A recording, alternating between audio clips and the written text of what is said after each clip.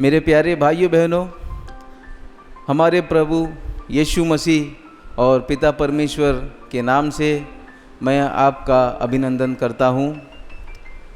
आज हम यीशु मसीह के 7 अनमोल वचन के बारे में ध्यान कर रहे हैं और मैं आपके बीच में यीशु मसीह के पहला वचन कलवरी क्रूस पर जो उसने कहा है उस पर ध्यान करने में प्रभु हमारी सहायता करें। आइए हम एक प्रार्थना से शुरुआत करें। हे प्यारे परमेश्वर, इस अच्छे से दिन के लिए, इस अच्छे से अवसर के लिए धन्यवाद प्रभु। तूने जो 7 अनमोल वचन प्रभु उस कलवरी क्रूस पर बोलकर इस दुनिया की और मानव जाति की जो इतिहास बदली है प्रभु, उसी से आज हम सुनने वाले हर एक के जीवन को तू बदलने में सामर्थ्यवान है प्रभु। तेरा वचन आज भी काम करता है प्रभु। तेरे वचन की गहराई को समझने के लिए हमारे हृदय की आंखें को खोल दे हमारे प्यारे पिता। आमीन। हम बाइबल के उस भाग को पढ़ेंगे जहाँ पर ये पहला वचन लिखा है। लूका सुसमाचार अध्याय 23 पद 34। लूका सुसमाचार अध्याय 23 पद 34। तब यीशु ने कहा, हे पिता, इन्हें क्षमा कर, क्योंकि ये जानते नहीं कि क्या कर रहे हैं। मैं फिर से पढ़ता हूँ। तब यीशु ने कहा, हे पिता, इन्हें क्षमा कर, क्योंकि ये जानते नहीं कि क्या कर रहे हैं। हाँ भाइयों बहनों, यहाँ पर हम देख रहे हैं कि यीशु पिता परमेश्वर से इस दुनिया के लिए माफ़ी मांग रहे हैं। तुम्हारा हमारा इस सारे जगत का जो पाप हो गया है, जो रिश्ता पिता परमेश्वर से टूट चुका है, उस रिश्ते के लिए यीशु मसीह माफ़ी मांग रहे हैं। इसमें जो सबसे मुख्य शब्द है वो है माफ़ी। हम सब समझते हैं। इस लाइन को पढ़ते ही जो सबसे मुख्य जो शब्द है हमारे मन में जो आता है, माफ़ी। यीशु मसीह हमको माफ़ करते हैं और हम भी समझते हैं कि एक रिश्ता को अगर हमारे जीवन में अगर ऐसा कुछ हो जाता है जिससे किसी झगड़ा हो जाता है या फिर कोई रिश्ते में दरार आ जाती है, हमको पता है कि ये जो रिश्ता है माफ़ करने से ही आगे बढ़ सकता है, इसमें और कोई उपाय नहीं है। अब हमको इतना समझ है कि माफ़ी करने से ही ये रिश्ता जब आगे बढ़ सकती है तो हम माफ़ क्यों नहीं कर पाते, ये हमको समझना बहुत ज़रूरी है। यहाँ पर हम देखते हैं, सबसे पहली बात मैं आपको बताना चाहता हूँ, ये यीशु मसीह ने जो कर कर दिखाया है, ये एक नामुमकिन काम कर कर दिखाया है। कोई भी ऐसे परिस्थिति में किसी को माफ़ नहीं कर सकता है। ज़रा सोचिए, अगर आपको अवसर वो आता है कि अगर आपको किसी को माफ़ करना पड़े, लेकिन आप जिसको माफ़ करते हो वो अगर आपके सामने खड़े होकर आपका निंदा करता है, आपका टट्टा उड़ाता है, आपका मजाक करता है, आपको सताता है, कभी चैन से रहने नहीं देता है, क्या आप उसको उसी वक्त तुरंत माफ़ कर सकते हो? अब यीशु मसीह के विरोध क्या निंदा आती है, थोड़ा सोच कर देखिए। यीशु मसीह इस दुनिया में अच्छा भला काम करने आया था और उसके सारे जीवन में किसी ने भी कोई कमी नहीं देखी। हर सुबह से लेकर शाम तक उसने लोगों की मदद की, परमेश्वर का वचन सुनाया, अद्भुत काम किए, अंधों को आँख दिलाया, बहरों को सुनने की मदद की, शैतान को भगाया। इतना करने के बाद वो लोग यीशु मसीह को देखकर बोलते हैं, अरे इसने तो अंधों को चंगा कर दिया था, इसने तो लंगड़ों को चला दिया था, और आज देखो ये खुद नीचे नहीं आ पा रहा है। यही है वो ध्यान करने का अवसर। यीशु मसीह के मन में ऐसा क्या चल रहा था? जब कोई आपको निंदा करता है, जब कोई आपका मजाक उड़ाता है, सताता है, तो आपके मन में क्या आना चाहिए? ये है सीखने की मुख्य बात। आइए एक और इसके लिए एक वचन देखते हैं। एक और वचन ऐसा लिखा है, प्रेरित पौलुस लिखता है, हे प्रियो, अपना पलटा ना लेना, परंतु क्रोध को अवसर दो, क्योंकि लिखा है, पलटा लेना मेरा काम है और प्रभु कहता है मैं ही बदला लूंगा। तो ये एक अच्छा अवसर है समझने के लिए क्या हम मसीह में कितना आगे बढ़ते हैं। हमारा जो प्रभु है, जो यीशु को हम प्रभु बोलते हैं, वो प्रभु हमारा कैसा प्रभु है? उसने कौन सा रास्ता अपनाया था इस दुनिया को माफ करने के लिए, इस दुनिया को पिता परमेश्वर के साथ एक संबंध मिलाने के लिए उसने क्या रास्ता अपनाया था? ये हमको सोचने का एक बहुत अच्छा अवसर है। तो यहाँ पर इस वचन के अनुसार अगर हम देखेंगे तो यीशु मसीह ने क्रोध को अवसर दिया है। यीशु मसीह ने क्रोध को अवसर दिया है। इतना गंभीर परिस्थिति, लोग मार रहे हैं, उसका निंदा कर रहे हैं, और यहाँ पर यीशु मसीह के मन में क्रोध को अवसर दे रहे हैं। और एक और वचन है, लिखा है पौलुस ने फिर से, यीशु मसीह बहुत खुश थे, बहुत खुश थे। क्यों? क्योंकि उनको पता चल रहा था कि आज मैं पूरा दुनिया के लिए माफी मांगने वाला हूं और पिता परमेश्वर सबको माफ करने वाले हैं और हम सब परमेश्वर के बेटे बन सकते हैं फिर से। हाँ प्रियो, इससे एक और वचन याद आ रहा है, यीशु मसीह ने ही सिखाया था, तुम अपने सताने वाले के लिए प्रार्थना करो, तुम अपने सताने वालों के लिए आशीष दो। इस वचन के लिए मैं एक उदाहरण देना चाहता हूँ। मैं अपने ऑफिस का ही एक ऐसा संभव हुआ था जो मैं आपको बताने वाला हूँ, जो मैंने अपने जीवन में कर देखा है और उसका फल मैंने पाया है। मेरे ऑफिस में एक व्यक्ति ज्वाइन हुआ था जो मेरे बाद ज्वाइन हुआ था, लेकिन उसने कुछ चालाकी करके मुझसे आगे बढ़ने की कोशिश की। अपने मैनेजर वगैरह से बात करके मेरे से पहले प्रमोशन लेने का कोशिश किया। मैनेजर भी सहमत हो गए और मैनेजर और उस व्यक्ति ने मिलकर बहुत सता रहे थे मुझे, इतना सता रहे थे, मुझे तो ऑफिस जाने का मन ही नहीं कर रहा था कभी। मैं प्रभु से प्रार्थना किया, प्रभु आप तो बड़े बड़े काम करते हो, यहाँ पर भी एक बड़े काम तो कर लोगे, लेकिन इस परिस्थिति को मैं कैसे संभालूं? एक मसीही होने के नाते मैं इसको कैसे संभालूं? इसको संभालने का सही तरीका क्या है? मैं परमेश्वर से पूछा। परमेश्वर ने बोला तुम सिर्फ अपना शांति बनाए रखो और उसके लिए प्रार्थना करो। मतलब प्रार्थना कैसे कर सकते हैं? जो व्यक्ति सिर्फ मुझे नीचे गिराने के लिए कोशिश करता है, उसके लिए मैं क्या प्रार्थना कर सकता हूं प्रभु? मुझे उसके बारे में तो कुछ भी नहीं पता है।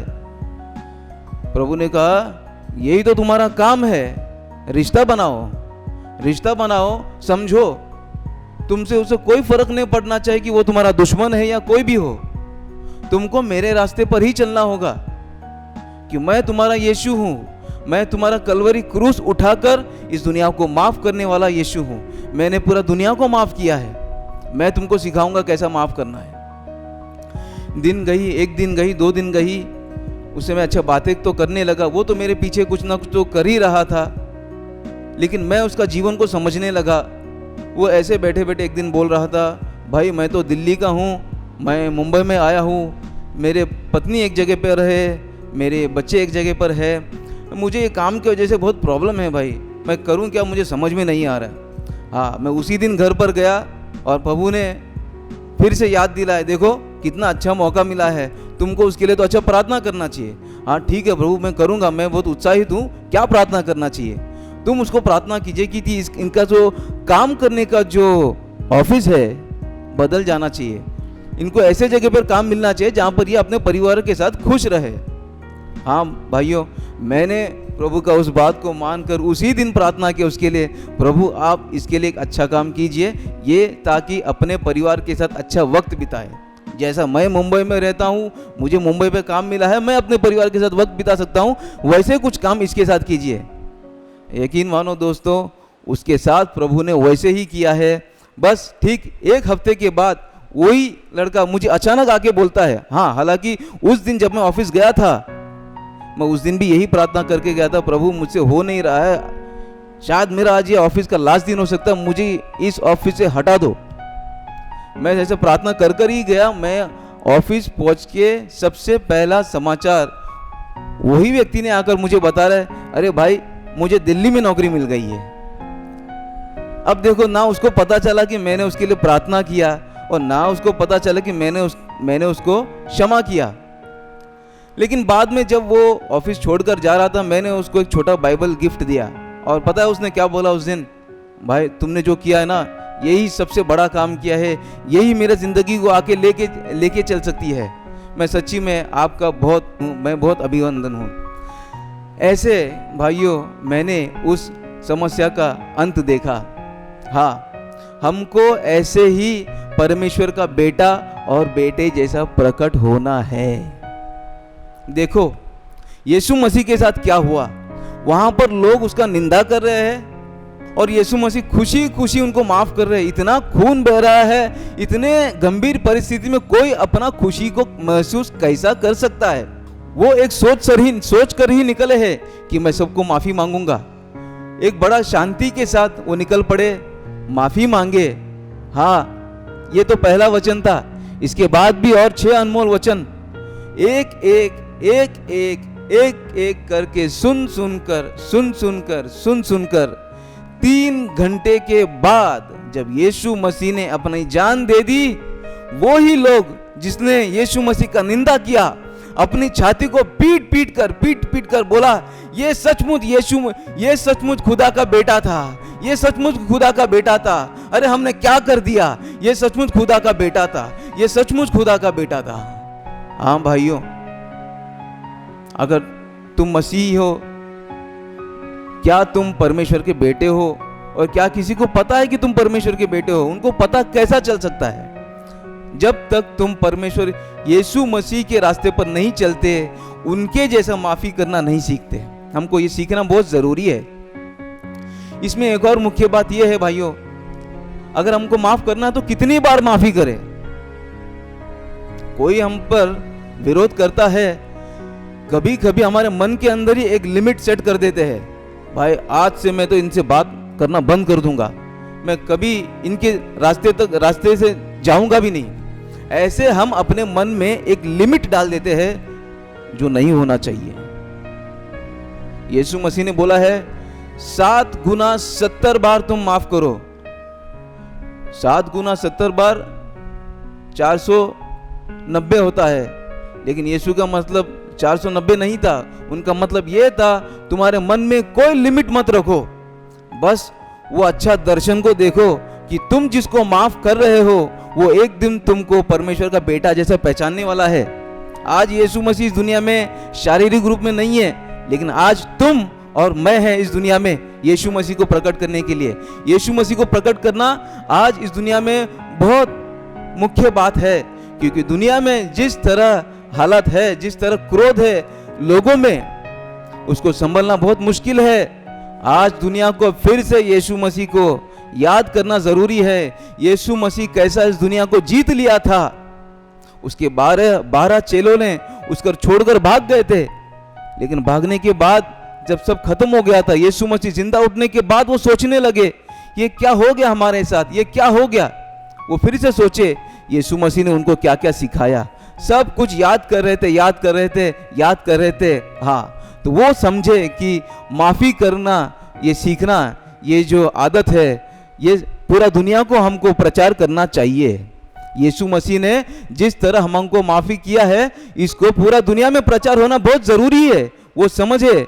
और वो 12 चेलों ने यीशु मसीह के पूरा दुनिया फैल गए। और आज हम सब जानते हैं, दुनिया के कोई भी कोने पे जाओ, यीशु मसीह का वहां पर क्रूस दिखता है, वो क्रूस जहाँ पर उसने आपको, हमको पिता परमेश्वर से माफ़ी मांगा है। अंत में भाइयों, मैं एक और वचन बोलकर समाप्त करना चाहता हूँ। यीशु मसीह के एक और बहुत अनमोल वचन है जो मुझे बहुत पसंद है।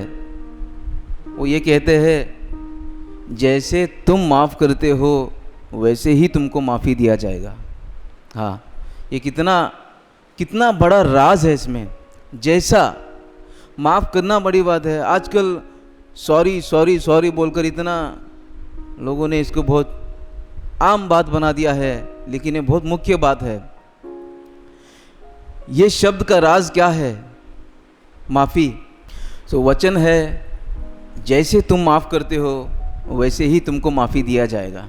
हाँ, हम कैसे माफ़ करते हैं, ये बहुत मुख्य बात है भाइयों। माफ़ करने के लिए माफ़ कभी मत करो, वो माफ़ी कभी कबूल नहीं किया जाएगा, कभी कबूल नहीं किया जाएगा। अगर तुम माफ़ करना ही चाहते हो, उसके लिए भी एक प्रार्थना करो, प्रभु मुझे माफ़ करना सिखाओ। जब मैं माफ़ करता हूँ, मेरे खुद के अंदर एक शांति होना चाहिए, मेरे खुद के अंदर एक विश्वास होना चाहिए कि मैं जिसको माफ़ कर रहा हूँ मैं उसको जीत भी रहा हूँ, मैं उसको प्रभु की तरफ खींच रहा हूँ। हाँ, गलती तो हमसे भी हो जाती है और हमें भी माफ़ी की ज़रूरत पड़ेगी, और उस दिन जैसा हमने माफ़ी किया है वैसे ही हमको भी मिला जाएगा। और वो वचन का जो आखिर शब्द है, प्रभु कहता है मैं ही बदला लूँगा। हाँ, ये जो बदला लेने का काम है हम अच्छा नहीं कर सकते, ये आपको पहला मान लेना चाहिए।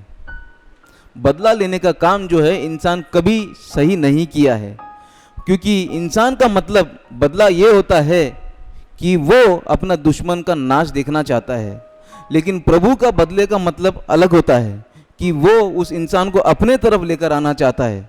हाँ भाइयों, अगर आपसे होता नहीं है तो आप अपने आप को पूरी तरह परमेश्वर से अपने आप जीवन को समर्पित कर दीजिए। प्रभु मुझे माफ़ करने की अच्छी आदत दीजिए।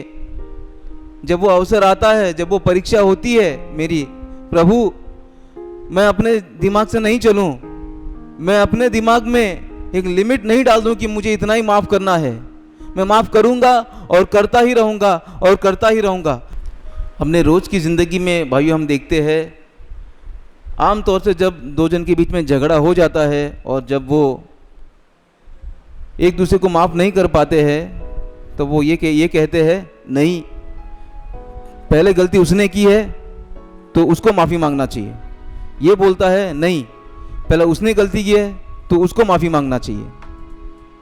लेकिन परमेश्वर का रास्ता वो नहीं है कि कौन पहला किससे माफ़ी मांगता है।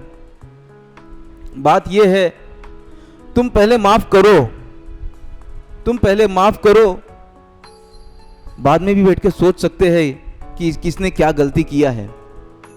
परमेश्वर उस रिश्ते को तोड़ना नहीं चाहते हैं। यहाँ पर जो शब्द यीशु मसीह ने बोला, हे पिता इन्हें माफ़ कर दो क्योंकि ये नहीं जानते कि ये क्या कर रहे हैं।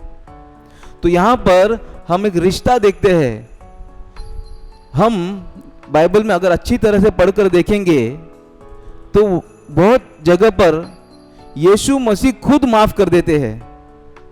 जैसा कि एक जगह पर एक आदमी जो बचपन से जिसका पैर नहीं चलता था, वो लेटा हुआ था, यीशु मसीह ने खुद जाके बोल दिया, बेटे तेरे पाप माफ़ हो चुके हैं। और वहाँ पर जो लोग खड़े थे वो ये कहते थे, अरे ये कौन होता है भाई पाप माफ़ करने वाला, ये कौन होता है? माफ़ तो सिर्फ परमेश्वर कर सकते हैं। हाँ, अब देखो वो लोगों का जो प्रश्न था परमेश्वर यीशु मसीह ने कलवरी क्रूस पर पूरा किया। पिता को कहा, पिता इन्हें माफ़ कर दो।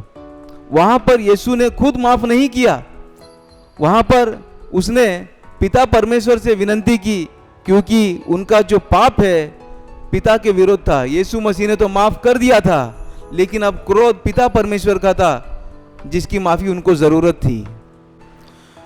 और अंत में भाइयों, एक जो मुख्य कारण है कि हमको क्यों माफ़ करना चाहिए, वहाँ पर यीशु मसीह ने बहुत साफ तरीके से बताया है, क्योंकि ये नहीं जानते ये क्या कर रहे हैं।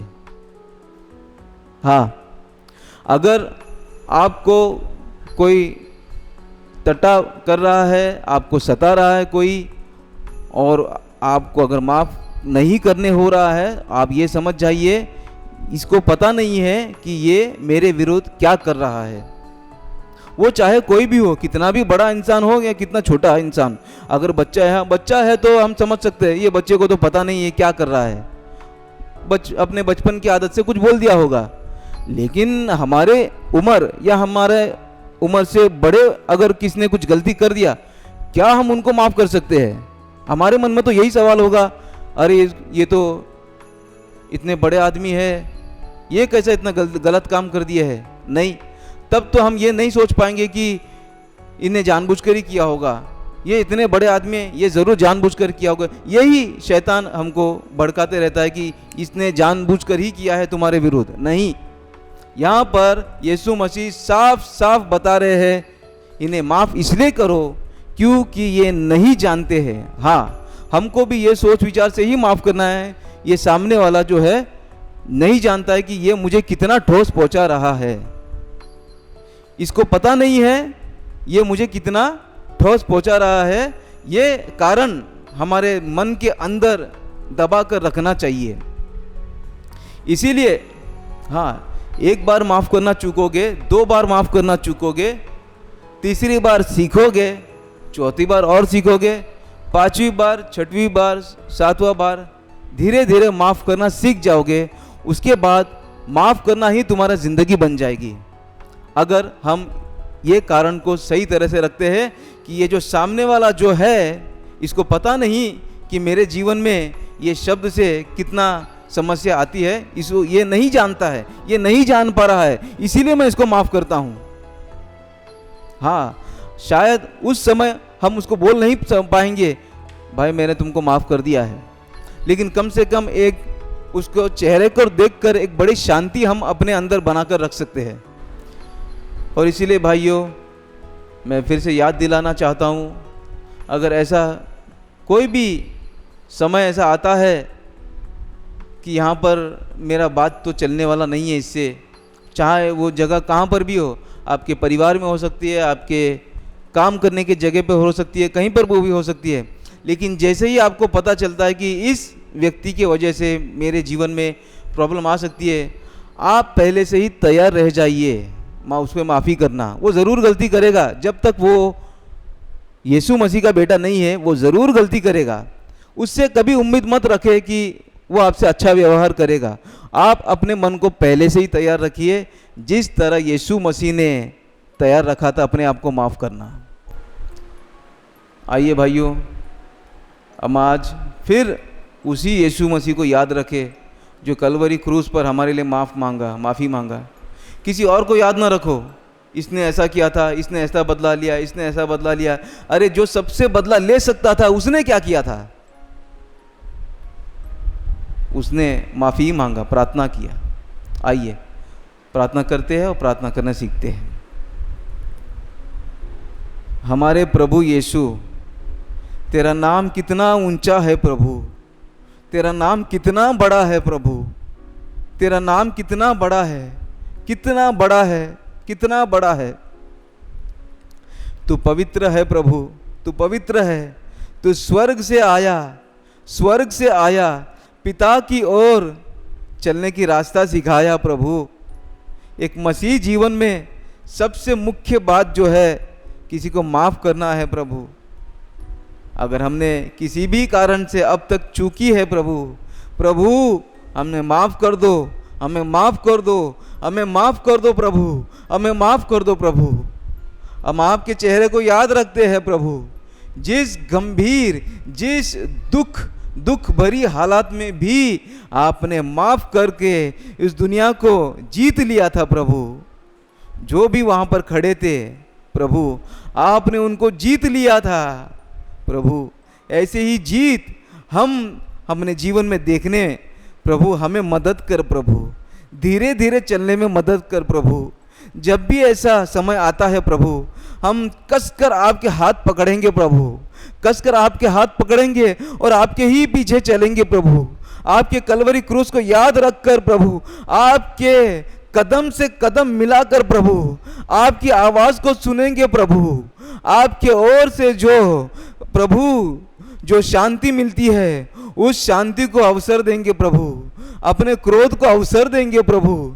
हम घाय में प्रभु कुछ भी नहीं बोलेंगे प्रभु, घाय में एक भी शब्द नहीं बोलेंगे प्रभु, घाय में एक भी शब्द नहीं बोलेंगे प्रभु। फिर से तुझे याद करते हैं, हमारे प्यारे यीशु, तू कितना अच्छा है, तू कितना अच्छा है प्रभु, तू हमको रोज माफ करता है। हे मेरे मन, तू प्रभु को स्तुति कर जो तेरे सारे गलतियों को माफ करता है। प्रभु तू कितना अच्छा है, हमको माफ करता है प्रभु। हमारे सताने वालों को हमें उनको आशीष करने के लिए हमें मदद कर, उनको प्रार्थना करने के लिए हमें मदद कर प्रभु। अपने रास्ते पर चला प्रभु, हमने रास्ते पर चला और आगे सिखाइए।